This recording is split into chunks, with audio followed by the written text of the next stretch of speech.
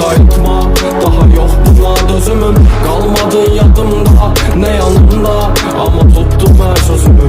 Heder oldu bitti her şeyde bir anlık. Yine neye göre, sonunda fikirlerde kaldı karanlık. Biri sana göre, dediğin cümlelerin her biri yalandı.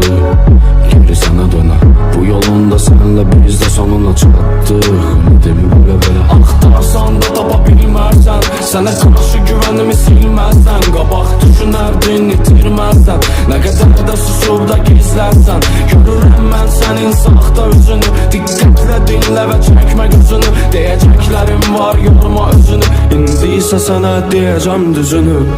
Qalmadın yadımda, ne yanımda, ama tuttum her sözümü. Xatirə bir adım var və yadımdan mən çıxartdım üzünü. Xəyanət qanında, get qayıtma, daha yok buna dözümüm. Qalmadın yadımda, ne yanımda, ama tuttum her sözümü.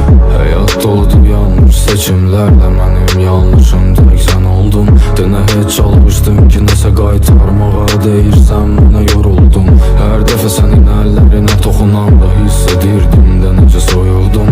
İndi başa düşdüm bu sevgi deyil, mənə qarşı qurulan oyun. Axtarsan da tapa bilməzsən, sənə qarşı güvənimi silməzsən, qabaq düşünərdin itirməzsən, nə qədər də susub da gizlərsən. Görürəm mən sənin saxta üzünü, diqqətlə dinlə və çəkmə gözünü. Deyəcəklərim var, yorma özünü, İndi isə sənə deyəcəm düzünü.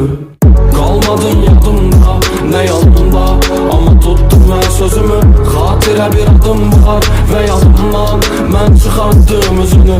Xəyanət qanında, get qayıtma, daha yok buna dözümüm. Qalmadın yadımda, ne yanımda, ama tuttum her sözümü.